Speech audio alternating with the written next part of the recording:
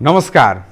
यो होटल भिजनको कार्यक्रम business focus लिएर आज पनि उपस्थित भइसकेको छु म दिपेश घिमिरे। र आज म विशेष गरी नेपालमा अहिलेको अवस्थामा सुन चाँदीको मूल्य किन आकाशियो, कारण के हो, अबका दिनमा कतातर्फ जान्छ, मूल्य वृद्धि निरन्तर भइरहने हो कि उधो पनि झर्छ अथवा तलसम्म आउँदा कतिसम्म आउँछ, आज यिनै यावत कुराकानी यिनै विषयवस्तुमा यावत कुराकानी गर्नेछु। साथसाथै मूल्य कसरी निर्धारण हुन्छ भन्ने विषयवस्तुमा पनि म आज कुराकानी गर्नेछु। यिनै विषयवस्तुको कुराकानी गर्न आज हाम्रो स्टुडियोमा आउनुभएको छ नेपाल सुन चाँदी व्यवसायी महासङ्घका वरिष्ठ उपाध्यक्ष माणिक रत्न साक्य। आउनुहोस्, उहाँलाई कार्यक्रममा स्वागत गरौँ।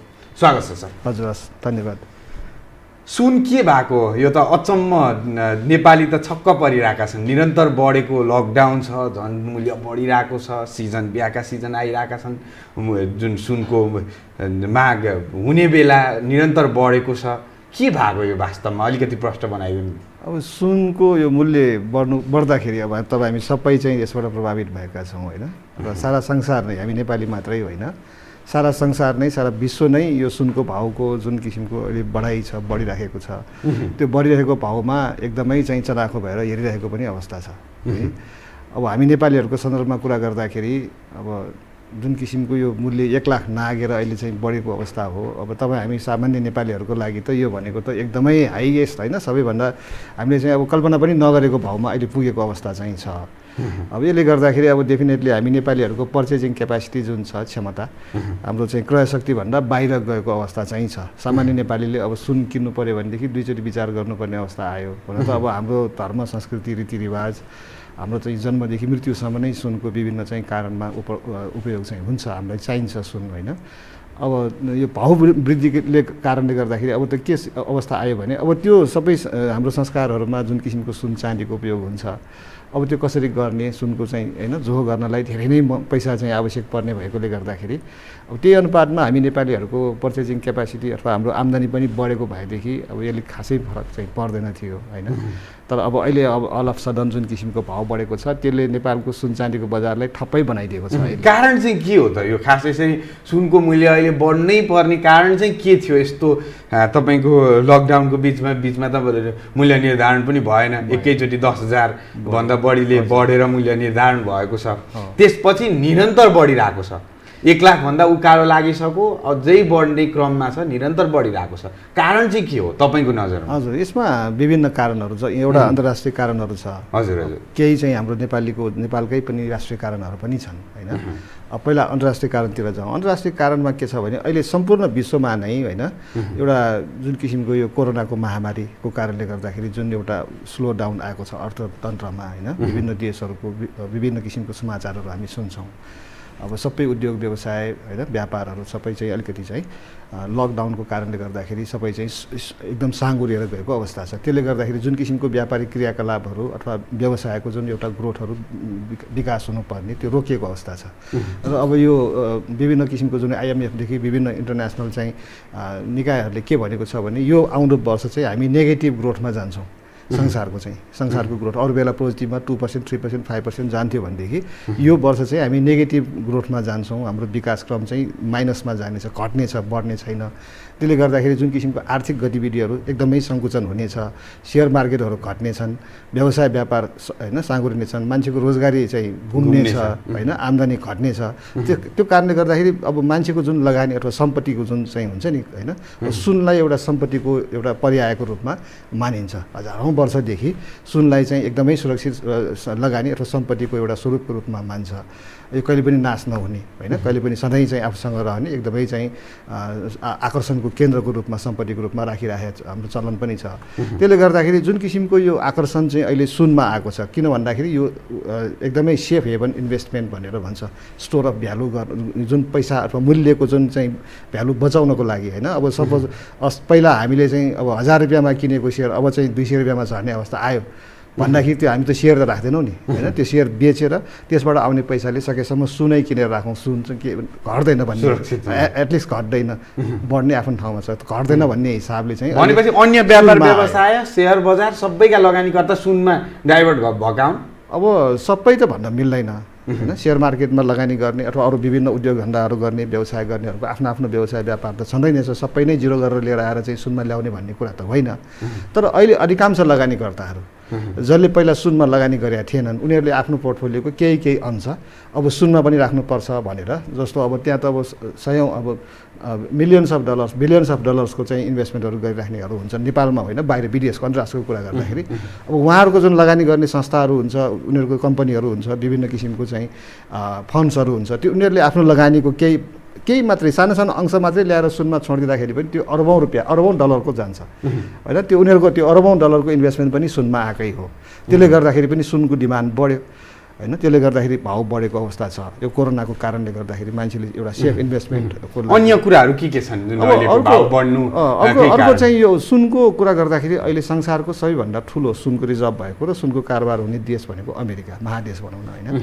अमेरिकामा सबैभन्दा ठुलो मार्केट छ अन्तर्राष्ट्रियको, त्यसको चाहिँ मेन चाहिँ बजार भनेको न्युयोर्क, म्यानहट्टन भन्छ, सबैभन्दा चाहिँ संसारकै क्यापिटल, यो फाइनेन्सियल क्यापिटल भनेर भन्छ न्युयोर्कलाई होइन। त्यो संसारकै सबै इकोनोमी चाहिँ त्यो न्युयोर्कले गभर्न गर्छ भनेर भन्छ, सबैतिरको चाहिँ त्यहाँ कनेक्सन चाहिँ न्युयोर्कमा आइरहेको हुन्छ, रिफ्लेक्सन पनि होइन। त्यसले गर्दाखेरि न्युयोर्कमा जुन किसिमको सुनको कारोबार बढ्ने कुरा हो, त्यसमा चाहिँ के भयो भने अमेरिकाको फेडरल रिजर्भ ब्याङ्कले पहिला विभिन्न चाहिँ सेक्युरिटी बन्ड्सहरू चाहिँ निष्कासन गरिराखेको छ पहिला पनि होइन, अहिले पनि गर्छ। त्यो गरेको बन्ड्सहरूको ब्याज दर पहिला चाहिँ अब विभिन्न ब्याज दरहरू पहिला चाहिँ अलि हायर रेटमा थियो, मिनिमममा पछि 3.5%मा स्थिर भएर बसिएको थियो।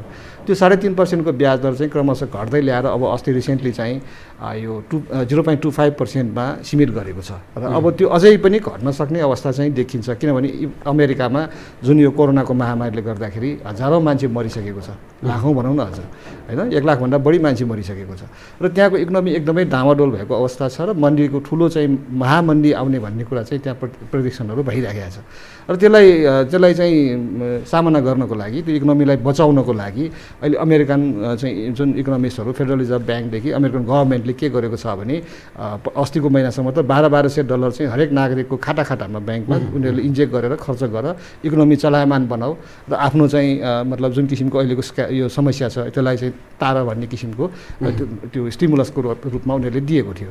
त्यसकै लगत्तै फेरि चाहिँ के भन्यो भने केयर एक्ट भनेर जुन चाहिँ बेरोजगार, त्यहाँ त अब करोडौँ मान्छे बेरोजगार भए अमेरिकाको, त्यो सबै उद्योग व्यापार व्यवसाय बन्द भएपछि है, करोडौँ त्यो नागरिकहरू बेरोजगार भइसकेपछि उनीहरूलाई चाहिँ केयर एक्ट अन्तर्गतबाट हरेक महिना $600 चाहिँ उनीहरूको खातामा हाल्ने, त्यो उनीहरूको बेरोजगारी भत्ता बापतमा भनेर 3 महिनाको प्याकेज अस्ति निकालेर दिएको छ। त्यसमा पनि अब उनीहरूले $ट्रिलियन्स, हामी मिलियन बिलियनको कुरा गर्छौँ, $ट्रिलियन्स उनीहरूले अहिले नयाँ चाहिँ नोट निष्कासन गरेर त्यसको कसरी प्रभाव पर्छ यो? अब यसले के प्रभाव पर्छ भने जुन किसिमको बेरोजगारी होइन, जुन मन्दीको कुरा भइरहेछ र ब्याज दर जुन घटेको छ, त्यो ब्याज दर घटेको कारणले गर्दाखेरि अब मान्छेले अब जुन विभिन्न लगानी गर्ने देशहरू छ जस्तो विभिन्न चाइना होइन, रुस, अब यहाँ चाहिँ हाम्रो बेलायतदेखि लिएर युरोपमा चाहिँ धेरैवटा देशहरू छ होइन, अब यहाँ एसियन कन्ट्रीहरू जसले चाहिँ त्यो बन्ड्समा लगानी गरिराखेको छ।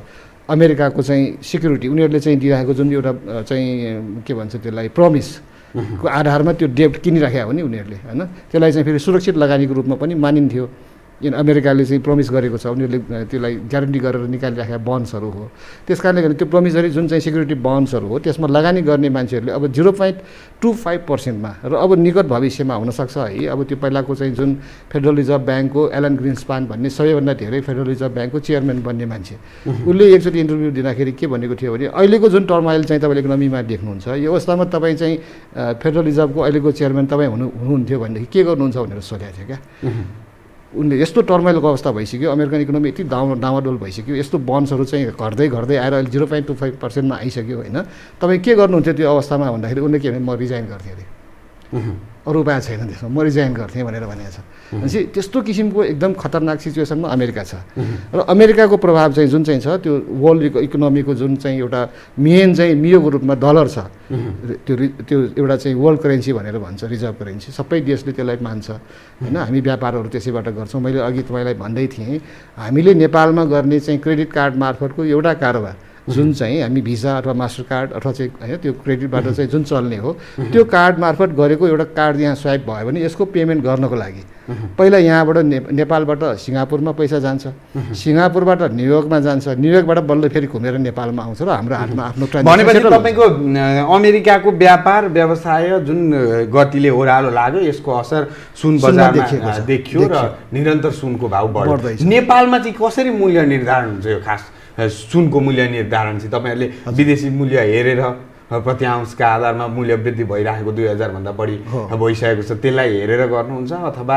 नेपालकै व्यापारको दृष्टिकोणबाट तपाईँहरूले चाहिँ मूल्य निर्धारण गर्नुहुन्छ? कसरी मूल्य निर्धारण गर्नुहुन्छ? अब यो सुनमा चाहिँ के हुन्छ भने यो नेपाल भनेको एकदम सानो देश हो है, हाम्रो देश त सानो छ। हाम्रो छिमेकी देशहरू इन्डिया, चाइना यिनीहरू एकदमै लार्जेस्ट कन्ट्रीहरू ठुलो विकसित कन्ट्रीको रूपमा आइरहेको छ। चाइना त विकसित भइसकेको छ, सेकेन्ड लार्जेस्ट भनिसकेको छ अहिले इकोनोमीमा।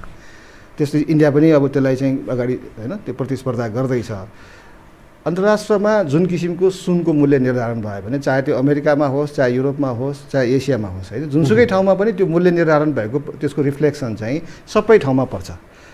यो हामीले नेपालले चाहेर अथवा कुनै इन्डियाले मात्रै चाहेर अथवा चाइनाले मात्रै चाहेर त्यो भाउलाई मेनिपुलेट गर्ने, त्यसलाई तलमाथि गर्न सक्ने क्षमता चाहिँ कसैको पनि छैन। त्यो हुँदै हुँदैन। त्यो भनेको पानी बगेको जस्तो क्या, जुन ठाउँमा पानी उकालोबाट ओह्रालोमा जान्छ नि त्यस्तै खालको मूल्यको चाहिँ जुन बग्ने प्रक्रिया छ त्यो अटोमेटिकली त्यो सम्पत्तिको जुन एउटा बहाव हुन्छ नि कुरा हेर्नुहुन्छ तपाईले यसमा हामीले मूल्य निर्धारण गर्दाखेरि हाम्रो नेपालको कन्टेक्स्टमा कुरा गर्दाखेरि अब सबैभन्दा पहिला त इन्टरनेसनलको जुन चाहिँ भाउ आइरहेको भाउ हेर्नै पर्यो। त्यसमा अनि अर्को हेर्नुपर्ने भनेको हाम्रो नेपालको करेन्सी एक्सचेन्ज रेट। हजुर, जसले जो डलरमा मैले अघि डलरमै भने होइन, डलरको चाहिँ जुन एक्सचेन्ज रेट हुन्छ त्यो हरेक दिन फ्लक्चुएट भइरहेको हुन्छ, कुनै बेलामा कम कुनै बेलामा बढी। अब त्यो चलेको रेटको हिसाबले चाहिँ हामीले मूल्याङ्कन गर्नुपर्छ। नेपाली रुपियाँ कमजोर भयो भने के हुन्छ? सुनको भाउ बढ्छ।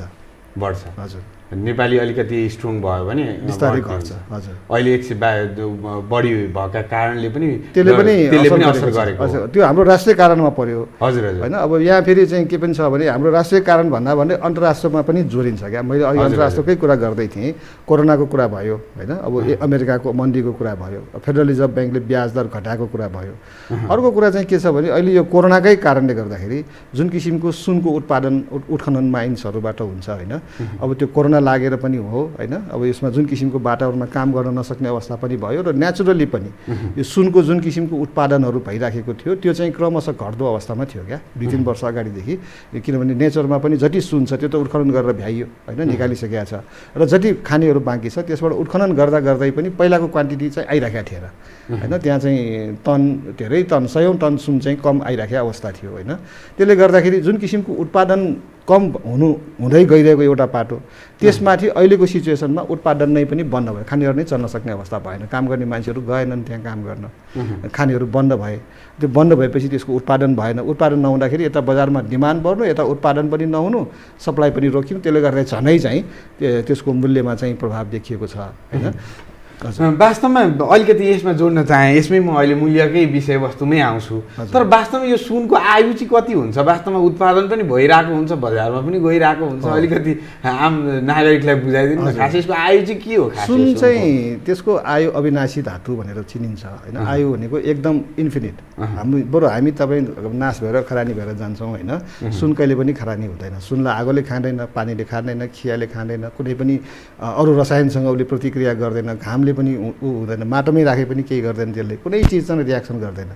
र त्यो यसै गुणले गर्दाखेरि नै यसको मौद्रिक चाहिँ जुन किसिमको प्रभावहरू छ नि, त्यो मान्छेहरूले अब हजारौँ अब वर्षको हामीले सभ्यतालाई अध्ययन गऱ्यौँ भने होइन, विभिन्न सभ्यतामा विभिन्न किसिमको राजा महाराजाहरूले राज गरे होइन। उनीहरूले धेरैवटा धातु छ नि, त्यहाँ त तामा छ, पित्तल छ, फलाम छ, विभिन्न किसिमको धातुहरू चाहिँ हुन्छ नि, तर उनीहरूले सुनलाई चाहिँ धारण गरे देवी देवतालाई चढाउनको लागि, मन्दिरहरू बनाउनको लागि, र आफ्नो पनि एउटा चाहिँ सम्पत्ति भनेको के हो, समृद्धि। आफ्नो समृद्धि भनेको के हो, कति सम्पन्न चाहिँ यो सभ्यता रहेछ भन्ने चिज देखाउनको लागि। अब हामी अहिले पनि यो एउटा आर्कियोलोजी जुन किसिमको पुरातत्वमा चाहिँ हामी उत्खनन गर्दाखेरि, अब इजिप्टको कुरा गरौँ न, 6000-7000 वर्ष होइन अगाडि त्यो इजिप्टको चाहिँ जुन मम्मीहरू गाडी राखेको थियो नि, त्यो गाडिएको मम्मीको सँगै सुन चाँदीको भाँडा बर्तन समेत पाइएको छ। त्यो भनेको मतलब त्यो बेलाको मान्छेहरूले सुन चाँदीको भाँडामा प्रयोग गरेर राजा महाराजाहरूले त्यसरी चाहिँ खान्थे अथवा त्यसरी चाहिँ उनीहरूको जीवनस्तर चाहिँ चल्थ्यो। किन त भन्दाखेरि उनीहरूले त्यो धातुलाई चिने क्या। त्यो धातु अविनाशी छ, यो धातुमा खिया लाग्दैन, यो धातुमा अब विभिन्न विकिरणसँग लड्ने क्षमता छ होइन। यो एकदम म्यालेबल, एकदमै नरम किसिमको, चम्किलो, आकर्षक होइन। त्यसको चाहिँ एउटा विभिन्न किसिमको त्यसको गुणले गर्दाखेरि हजारौँ वर्ष अगाडिको सभ्यतामा पनि सुनको प्रचलन थियो। सयौँ वर्ष अगाडि हामी नेपालकैमा पनि भन्यो भने लिच्छवी काल हेर्नुहोस् होइन, किराँत काल हेर्नुहोस्, मल्लकाल हेर्नुहोस्, अब शाहकालमा पनि हेर्नुहोस्, पशुपतिको मन्दिरमा हेर्नुभयो भने सुनको गजुर होइन, चाँदीको ढोका, मन्दिरै पुरा चाहिँ मोलम्बा लगाएर सुन चाँदीले थाकेर बनाइराखेको अवस्था छ। र अलिकति यता मूल्यतिरै केन्द्रित हुन चाहन्छु अलिकति। हजुर, खास मूल्य निर्धारण भइरहेको छ, निरन्तर बढिरहेको छ। अहिले लकडाउनपछि फेरि मूल्य निर्धारण गर्न थालेको छ महासङ्घले। वास्तवमा अब मूल्य तपाईँको दृष्टिकोणले, तपाईँको विज्ञताको हिसाबमा, तपाईँले निरन्तर लामो समयदेखि काम गरेको हिसाबमा र विश्लेषण गरेको हिसाबमा मूल्य कतिसम्म माथि पुग्ला तपाईँको आकलन? यो वृद्धिले इन्टरनेसनल मार्केटको अभ्यास हेर्दा, नेपालको अवस्था हेर्दा? हजुर, अब नेपालको अभ्यास हेर्दाखेरि त अब यो बढिराखेको जुन अहिले छ नि होइन, यसमा धेरैवटा कुराले दुईवटा तिनवटा मात्रै म कुरा भन्छु। जस्तो पहिलो चाहिँ हाम्रो नेपाल सरकारले अस्तिको जुन भन्सारको चाहिँ वृद्धि गरेको छ, त्यसले गर्दाखेरि अब नेसेसरी अब के भन्ने सरकारको नीति हो, हामीले पालना गर्नै पर्छ होइन। त्यसमा के भयो भने 8,500 रुपियाँ प्रति 10 ग्राममा भन्सार तिर्नुपर्छ ब्याङ्कहरूले सुन इम्पोर्ट गर्दाखेरि। त्यो इम्पोर्ट गरेको सुनमा अब भनौँ न 1 तोला सुनमा 9,850 रुपियाँको आधारी भन्सार हाम्रो चाहिँ जोडेर मूल्य निर्धारण गर्नुपर्छ अहिले। भनेपछि पहिला अब आजभन्दा 5-6 वर्ष अगाडि प्रति 10 ग्राम सुन इम्पोर्ट गर्दाखेरि 250 रुपियाँ भन्सार थियो। 250 रुपियाँ भन्सार चाहिँ हुँदाखेरिको मूल्य निर्धारणमा मूल्य हुने चाहिँ अब 250 को 300 रुपियाँ 350 रुपियाँ चाहिँ मात्रै मूल्य एडिसन त्यसमा भन्सारको जोडिनु पर्थ्यो। अब अहिले चाहिँ 9,500 चान्चुन रुपियाँ चाहिँ हामीले चाहिँ जोड्नु पर्दाखेरि त डेफिनेटली 9,500 चान्चुन चाहिँ त मूल्य वृद्धि केले भयो त भन्दाखेरि भन्सारले भयो होइन, अहिले जोडेको छ। त्यसले गर्दाखेरि हामीले एकसाथ चाहिँ भन्सार समेत तिर्दाखेरि त त्यो त बढी पर्न आउने एउटा कुरा त्यो भयो। अर्को कुरा के भयो भने सुनको साथसाथमा त्यो डलरको एक्सचेन्ज रेट जुन चाहिँ अब पहिला अब 5-6 वर्ष अगाडि हेर्ने 70, 75, 80 रुपियाँको हाराहारी $1 चाहिँ हामीले एक्सचेन्जमा तिर्नुपर्ने होइन, त्यसको मूल्य थियो भनेदेखि अब अहिले आएर त्यो 110, 112, 115, 120, 123, अब 123 रुपियाँ चान्चुनसम्म हाइएस्टमा गयो होइन। त्यो हुनुको पछाडिको कारण के भन्थ्यो, अब डलर जति महँगो हुँदै गयो, नेपाली पैसा चाहिँ डिभ्यालुट हुँदै गयो नि होइन। त्यो डिभ्यालुएसनको कारणले गर्दाखेरि सुन अथवा चाहिँ इम्पोर्ट हुने सारा सामानहरू जुन चाहिँ हामी डलरबाट पेमेन्ट गरेर किन्छौँ ल्याउँछौँ होइन, त्यो सबै कुराहरू महँगो हुन्छ। अब सुन पनि अब जस्तो भनौँ सपोज चाहिँ त्यो $2,000 भयो, अहिले 2,000 चान्चुन होइन, $2,000 भयो, तर हाम्रो एक्सचेन्ज रेट 100 रुपियाँ हुँदो हो त त्यसले त लगभग 20,000 रुपियाँ फरक पर्छ 1 तोलामा होइन। अब 100 को 120 हुनासाथ त त्यसले त 20,000 रुपियाँ महँगो तिर्नु पर्यो नि तोलाको हिसाबले मोटामोटी। मैले आकलन चाहिँ महासङ्घले कसरी गरेको छ, मूल्य कतिसम्म पुग्ला? अब यो हाम्रो महासङ्घको मात्रै होइन, सबै लगानीकर्ताहरू, व्यवसायहरू, यसमा त अब हाम्रो नेपालमा त लगानीकर्ताको रूपमा त्यति सुनलाई लगानीको क्षेत्र मानिएको छैन, तर संसारमा जुन किसिमको एउटा चलन छ त्यसमा सुनलाई पनि एउटा लगानीको क्षेत्रको रूपमा, त्यो पनि सुरक्षित लगानीको क्षेत्र। 1.5 लाख पुग्छ भन्दैछन्, के हो वास्तवमा पुग्छ? अब यसको फन्डामेन्टलहरू म भन्छु होइन। अब यसमा जुन ट्रेन्डमा अहिले सुन बढिराखेको छ, बुलिस ट्रेन्डमा छ अहिले होइन। र जुन किसिमले चाहिँ सुनको पहिलाको हामीले पास्ट ट्रेन्ड्सहरूलाई हामीले अध्ययन गरेको, त्यसलाई रेफरेन्सको लागि लिँदाखेरि सन् 2000 देखि सन् 2011सम्म 11 वर्षसम्म त्यो बुलिस ट्रेन्डमा थियो सुनको भाउ, पछाडि फर्केर हेरेन। अब बिचमा इन बिट्विन चाहिँ त्यो जुन ग्राफमा चाहिँ तलमाथिहरू देखिने कुरा चाहिँ त सामान्य भइहाल्यो, त्यो भइ नै रहेको छ। हरेक दिनको बजारमा तलमाथि हुन्छ, महिनाको हामीले ग्राफ हेऱ्यो भने महिनामा पनि तलमाथि भइरहेको हुन्छ। तर 11 वर्षसम्म त्यसको टेन्डेन्सी के भयो त भन्दाखेरि बढ्ने है, त्यो बढ्दै गएर $1924 पुगेर त्यहाँबाट चाहिँ त्यो एउटा स्ट्यान्ड स्टिल भएर अनि त्यहाँबाट झर्न थाल्यो, बेरिज फेरि सुरु भयो। त्यहाँबाट झर्दै आएर सन् 2011बाट सन् 2015 को डिसेम्बर महिनामा $1924 को भाउ चाहिँ घट्दै आएर $1,050 मा आएको थियो होइन। अब 1,050बाट फेरि अब 2016 को जनवरीबाट फेरि चाहिँ सुनको भाउ फेरि बढ्न थालेको छ।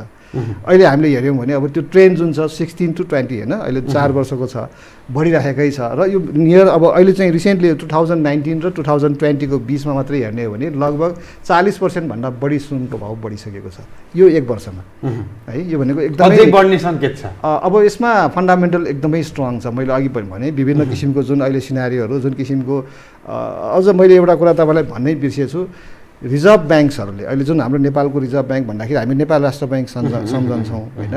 अब संसारकै त्यस्तै सम्पूर्ण देशहरूमा त्यस्तो सेन्ट्रल ब्याङ्क्सहरू हुन्छ जसले त्यो ब्याङ्किङ सेक्टरलाई चाहिँ नियन्त्रण गरेर राखेको हुन्छ होइन। अब उनीहरूले चाहिँ आफ्नो आफ्नो देशको पैसा निष्कासन गर्दाखेरि मुद्रा निष्कासन गर्दाखेरि उनीहरूले जुन रिजर्भमा राख्नुपर्ने विभिन्न चाहिँ सेक्युरिटिजहरू जसमा चाहिँ सम्पत्तिहरू राख्नुपर्छ, त्यसमा अब बन्ड्सहरू होला, फरेन करेन्सी होला, सुन पनि होला होइन, विभिन्न चाहिँ त्यो एसेट्सहरूलाई चाहिँ उनीहरूले राखेर त्यसको अगेन्स्टमा चाहिँ पैसा निष्कासन गर्नुपर्छ। त्यो इन्टरनेसनल प्र्याक्टिसको कुरा हो होइन। र अब अर्को चाहिँ के छ भने यो प्र्याक्टिस भएको कुरामा चाहिँ अहिले रिजर्भ ब्याङ्क्सहरूलाई चाहिँ एउटा नयाँ नियम के लगाएको छ भनेदेखि यो रिजर्भ राख्ने सम्पत्तिमा चाहिँ अब यो डलर बन्ड्सहरू होइन सुन राख्नुपर्छ भनेर चाहिँ आएको छ। र लास्ट इयर 2019 र डाटाहरू हामीले हेर्दाखेरि विभिन्न 52वटा देशको रिजर्भ ब्याङ्क्सहरूले 650 टनभन्दा बढी सुन चाहिँ त्यो मुद्रा निकाल्ने प्रयोजनको लागि उनीहरूले लगेर चाहिँ आफ्नो टोकुटीमा राखेको छ। र यो वर्ष पनि अब रिसेन्टली अहिले पनि हामी हिजो के अस्ति भर्खरै चाहिँ मैले एउटा समाचार सुनेको थिएँ, केनियाको रिजर्भ ब्याङ्कले टन्स अफ सुन किनेर उसले आफ्नो रिजर्भमा राखेको छ। यो भाउमा अहिलेको यो भाउमा किनेर उसले चाहिँ आफ्नो रिजर्भमा राखेको छ। अब भाउले म्याटर गरेन, यो जति भाउ भए पनि त्यसले चाहिँ केही फरक पर्दैन, तर उनीहरूलाई सुन नभए नहुने भइसक्यो। संसारको इकोनोमीलाई नै यो सन् 2071मा सरी 1971मा अमेरिकाको चाहिँ रिचर्ड निक्सन चाहिँ त्यो बेलाको राष्ट्रपति हुनुहुन्थ्यो। उहाँले चाहिँ जुन डिभेस्टमेन्ट गर्यो कि त्यहाँको डलरलाई के गर्यो भने पहिला चाहिँ डलर भन्ना छ, त्यसको लागि पछाडि चाहिँ सुन राखेर त्यो तपाईँले डलर प्रेजेन्ट गर्नुभयो भने त्यति बराबरको सुन दिन्छु भनेर त्यो सुनै तपाईँले पाउने भुक्तानीमा पाउने भनेर लेखेर राखेको नोट चाहिँ चलेको थियो त्यो बेलामा होइन। अनि 71देखि उहाँले के गर्नुभयो भने अब गोल्ड स्ट्यान्डर्ड हामी राख्दैनौँ, गोल्ड स्ट्यान्डर्ड हटाउने र यसलाई चाहिँ फिएट करेन्सीमा लिएर जाने भनेर पहिलाको ब्रिटेन वुडमा जुन समय उहाँहरूले चाहिँ एउटा यो सम्झौता गरेर संसारको चाहिँ वर्ल्ड रिनाउन्ड चाहिँ करेन्सी भनेर डलरलाई त्यतिकै लिएको होइन। त्यसलाई लिनुको पछाडि कारण के थियो भने सेकेन्ड वर्ल्ड वार होइन। सेकेन्ड वर्ल्ड वारको चाहिँ पछाडिको चाहिँ जुन संसारको इकोनोमी त्यो धेरै लामो इतिहास छ। त्यो इतिहास हेर्दाखेरि त्यो डलरलाई त्यसपछि चाहिँ बल्ल यो संसारको त्यो व्यापारको लागि प्रमुख मुद्राको रूपमा स्वीकार गरिएको थियो डलरलाई। तर डिभेस्टमेन्ट पछि अब 1971 पछि उनीहरूको जुन सुन राख्नुपर्ने थियो नि त्यो सुन नराखिकन उनीहरूले डलर निष्कासन गरिराखेको छ। अलिकति नेपालको मार्केटतर्फै केन्द्रित हुन चाहन्छु। हजुर, वास्तवमा अहिले व्यापार कस्तो छ? किनबेच भइरहेको अवस्था हो? अहिले बजारमा सुनको जुन भाउ छ नि नेपालको भाउ मैले अघि पनि भने हामी सामान्य नेपालीहरूको पर्चेजिङ क्यापेसिटी भन्दा माथि गएको जस्तो भान भइरहेछ र त्यसको रिफ्लेक्सन बजारमा पनि देखिरहेको छ। बजारमा अहिले चाहिँ किन्ने मान्छेले किन्न सकिरहेको छैन र बेच्ने मान्छेले पनि भाउ अझै बढ्ने हो कि भनेर बेच्न सकिरहेको छैन होइन। नभएदेखि हामीले लकडाउनको अवधिमा जुन चाहिँ अब चैतको 11 गतिबाट सुरु भयो होइन, हामीले बन्द गर्दाखेरि बजार चाहिँ 77,000 रुपियाँ तोलाको हिसाबमा बजार चाहिँ बन्द भएको थियो र त्यसलाई खोल्दाखेरि चाहिँ 87,000 पुग्यो। 10,000 रुपियाँ त स्वाटै बढेर चाहिँ हामीले भाउ खोलेर कारोबार सुरु गर्न परेको थियो र त्यो नै बढी थियो क्या मेरो बजारमा। 87,000 पुग्यो। अब कसरी होला बजारमा हामी कारोबार कसरी गर्ने होला। र अर्को एउटा कुरा महत्त्वपूर्ण के थियो भने गत सालको श्रावणदेखि नै 70,000 नागेको थियो सुनको भाउ र 70,000 नागेदेखि सुनको जुन किसिमको एउटा चाहिँ पर्चेज हुनुपर्ने जुन हाम्रो नेपाली बजारमा त्यो बिक्री भइराखेको थिएन कि मन्दी आइसकेको थियो। मन्दी आएकोले गर्दाखेरि अब बजारमा किन्ने कम र बेच्ने बढी भइरहेको थियो कम्पेरिटिभली होइन। अब यो 87,000 भइसकेपछि त अब त बेच्ने मान्छेकै मात्रै लर्को लाग्छ। अब हामीले बजारमा खोल्दाखेरि बजारमा सुन फिर्ता आयो भने कसरी म्यानेज गर्ने, त्यो म्यानेज गर्नको लागि लिक्विडिटीको लागि विभिन्न व्यवस्थाहरू चाहिँ गर्नको लागि आम नागरिकको गुनासो के छ भने व्यापारीले चाहिँ सुन बेच्न लिएर जाँदा पनि किन्दिएनन् भन्ने गुनासो छ। के छ स्थिति अहिले? त्यस्तो छैन, बजारमा बिक्रीको आइरहेको छैन। हामीले जुन अनुमान गरेका थियौँ बिक्रीको आउला भनेर होइन, त्यसको लागि आवश्यक चाहिँ फाइनान्सियल टुल्सहरू भनेपछि अहिलेको अवस्थामा पनि बिक्री गर्न चाहेर तपाईँहरूकोमा आयो भने बिक्री गर्न सम्भव सकिन्छ मजाले बिक्री गर्न सकिन्छ। किन्ने मान्छेहरू पनि छन् होइन, सबैले फिर्ता पठाइराखेको छैन, कसैलाई पनि फिर्ता पठाएको छैन व्यवसायहरूले बिक्री गर्न आउने ग्राहकलाई। किन्ने पनि छन्, अब किन्ने चाहिँ कम छ, बेच्ने चाहिँ अघिल्लो नर्मल टाइम र अहिलेको टाइमलाई कसरी विश्लेषण गर्नुभएको छ? अहिले बजारमा त्यति चहल पहलै छैन। मैले अघि पनि भने नि जुनको भाउले गर्दाखेरि र जुन किसिमले भाउ बढ्दैछ अहिले हरेक दिन चाहिँ 1,000, 1,200, 1,500 रुपियाँ जुन किसिमले बढ्दैछ त्यो बढिरहेको सन्दर्भमा किन्ने मान्छेले होइन अब बढेको भाउमा किन किन्ने भनेर सकेसम्म नकिनौँ, अहिले 2-4 दिन हेरौँ न भनेर उहाँहरू वेट एन्ड वाचमा बसिराख्नु भएको छ।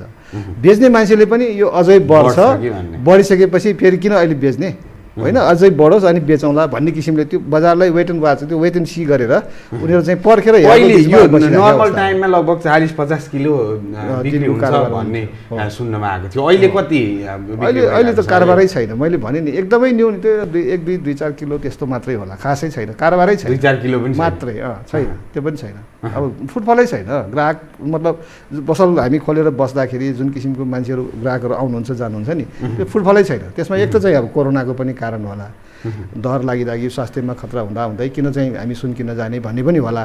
अर्को चाहिँ सुनको भाउले पनि प्रभाव पारेको छ कि डेफिनेटली होइन। अब फेरि सुन भनेको कुरा फेरि अरू जस्तो आधारभूत आवश्यकतामा नहुने सामान पनि होइन होइन। अब बिहाबारी भयो अथवा घरमा कुनै अब पास्नी सास्नी बच्चाको केही कामहरू गर्नुपर्ने त्यसमा भयो भने मात्रै अब आवश्यक परेको मान्छेहरू आउनुहुन्छ। नभएदेखि त अब अहिले त बिहा गर्दाखेरि पनि 5 जना मान्छे बसेर बिहा गर्ने भइसकेपछि त सुन त त्यति आवश्यकै रहेन जस्तो लाग्छ।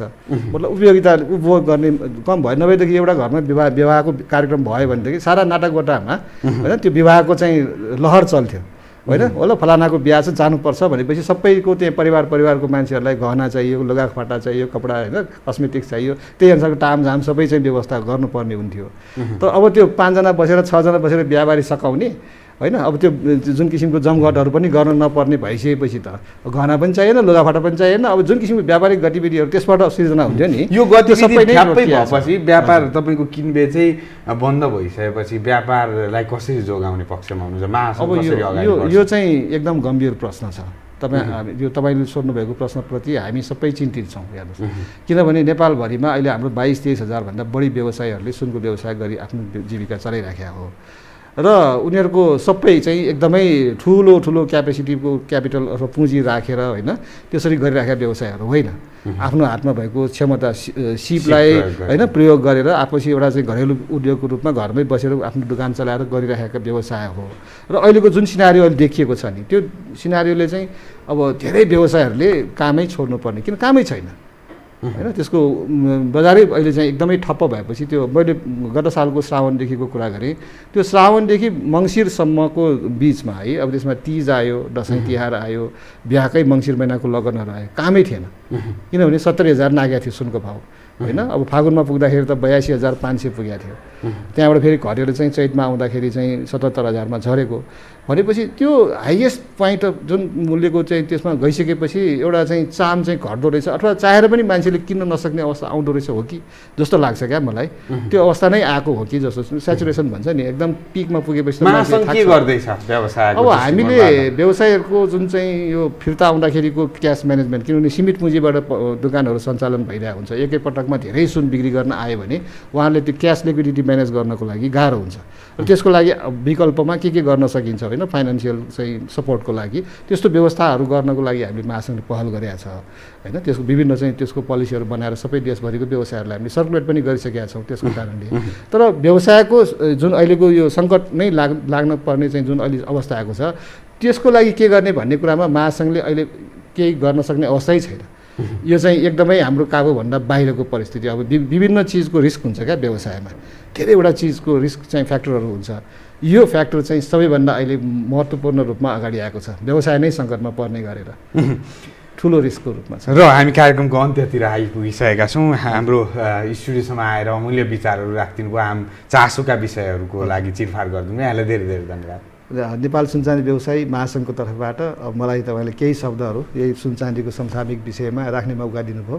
म यो हो टिभी लगायत सम्पूर्ण दर्शकहरूलाई धन्यवाद दिन चाहन्छु। धन्यवाद सर। र उहाँ हुनुहुन्थ्यो नेपाल सुनचाँदी व्यवसायी महासङ्घका वरिष्ठ उपाध्यक्ष माणिक रत्न साक्य। उहाँसँग आज हामीले पछिल्लो अवस्थामा सुनको भाउ किन बढेको हो र यो कहाँसम्म पुग्छ र अहिले व्यापारीहरू के गर्दैछन्, सुन बेच्न कतिको सम्भव छ, किनबेच कतिको भइरहेको छ, यिनै विषयवस्तुमा केन्द्रित भएर कुराकानी गऱ्यौँ। यो सँगै आजको कार्यक्रम बिजनेस फोकसको समय पनि सकिसकेको छ। पुनः कार्यक्रम बिजनेस फोकस लिएर उपस्थित हुने छु। त्यति बेलका लागि बिदा दिनुहोला। हवस् त, नमस्ते।